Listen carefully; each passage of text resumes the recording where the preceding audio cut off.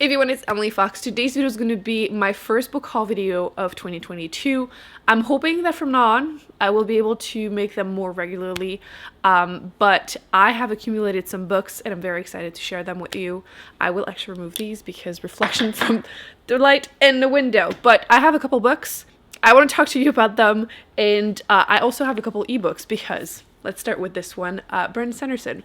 Before I even talk about this one, I feel like a lot of people probably know at this point, but he has been doing this whole Kickstarter, and as the machine that he is, he decided to write 4 more bonus books to cope with the stress of the pandemic. So we're very thankful that this is his choice of coping mechanism. And I did pre-order the 4 ebooks because the hardcovers are a little expensive. But I'm super excited. They will be coming out in 2023. We'll be reading them as soon as I can. And I wanted to mention it because, well, first off, new books for me, but also if you don't know, definitely look into it. But other than that, he did come out with Doesnt, which is a novella between book 3 and 4 in the Stormlight Archive series. Technically, I haven't read book 3 yet. Well, see, if we start with the start. Either this month or next month, I will be reading the Arcanum Unbounded, which is a bunch of short stories from this universe, this cosmic universe. And I believe one of them I'm supposed to read before book 3, so I'm going to do that first. Then read book 3, which is definitely happening this year because I cannot wait any longer. And then I will have to read this before book 4, which, cool. The only thing is that, have you seen the size of this thing? It's almost 300 pages. That is not a novella. I'm not mad about it, but that's a lot of content, which I'm very happy that I got. So first physical book that I got my hands on.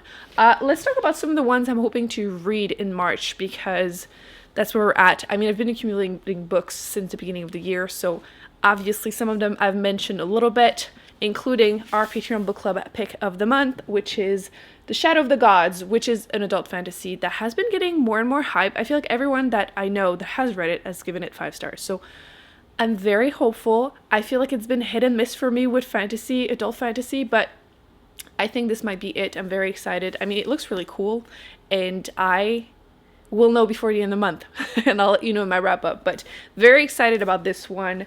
Another one that you will see a reading vlog for any day now is this one. This is Kane's Jawbone, which is like a murder mystery, but very, very different. You have to actually remove all 100 pages in here to try and solve the story. You basically have to put them back in order, all the pages, to figure out the 6 murderers.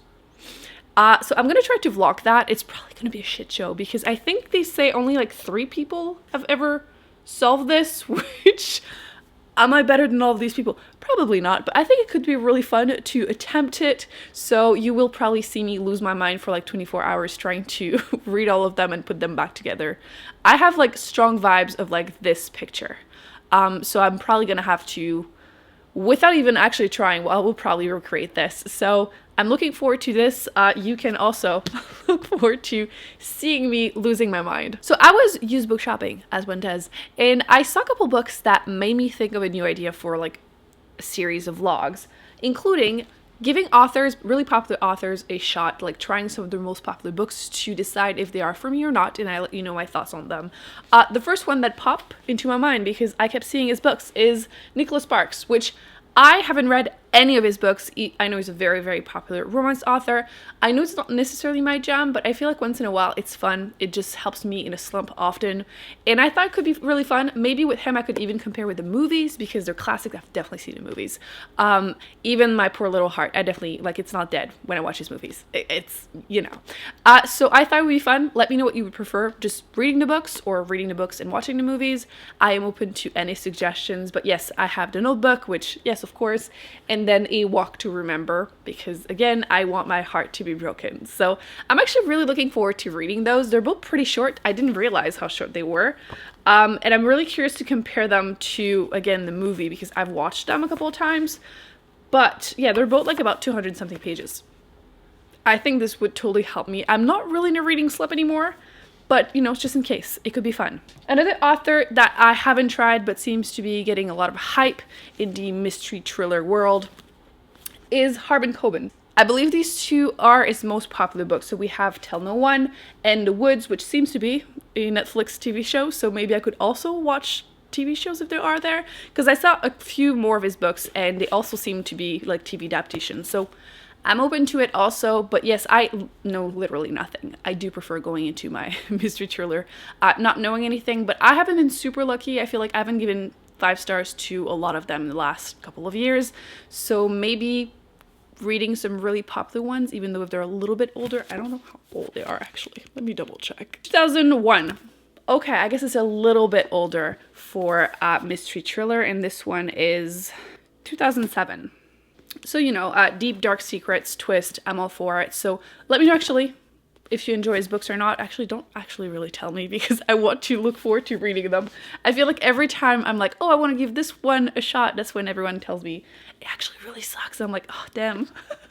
I was looking forward to reading this. Oh, actually, I was really excited when I saw this one because I have been meaning to read this, and it is What Doesn't Kill You? A Life with Chronic Illness. So I just recently learned that I have endometriosis, which is technically chronic illness, but it's just been a topic I've been reading a lot more about. So I wanted to give this memoir a shot. I don't read a ton of memoir, but I feel like this might be more my cup of tea. A book that I literally picked up for no reason. I just saw it and I was like, that premise is actually something I am into. I haven't heard anyone mention this, and it seems to be a debut novel. It's called She Wouldn't Change a Thing, which I don't know how I feel about that title, but a 39-year-old woman wakes up in her 17-year-old body and she kind of gets a second chance. However, she doesn't want it. She wants her old life back, which I have read a couple books with that premise of reliving their life or like their day, whatever, over and over again. And it's just something that I enjoy, but I feel like none of those characters really wanted their old life back. So I thought this could be a twist on a trope that I really enjoy. So looking forward to reading that one. When I saw this book, it shamed me because I have a pile of shame, basically books that I started but never finished. And it happens really often with mostly nonfiction, actually. From my library, I'll listen to the audiobook and then it get returned before I have time to finish it. And then it's like years later and I still haven't finished it. But recently, that's what happened with this one, which is Stamped from the Beginning, a definitive history of racist ideas in America. And I saw it, I was like, this is my sign to not actually do that with this one. So I'm really looking forward to continuing it because it was really, really good. It's obviously very dark, but enlightening. I don't know if interesting would really work with this, but yes, I really wanted to finish this and now I have it in my hand, so I have no choice. It's like my 3rd book by the author, I think, and they've all been really, really great. Do recommend it.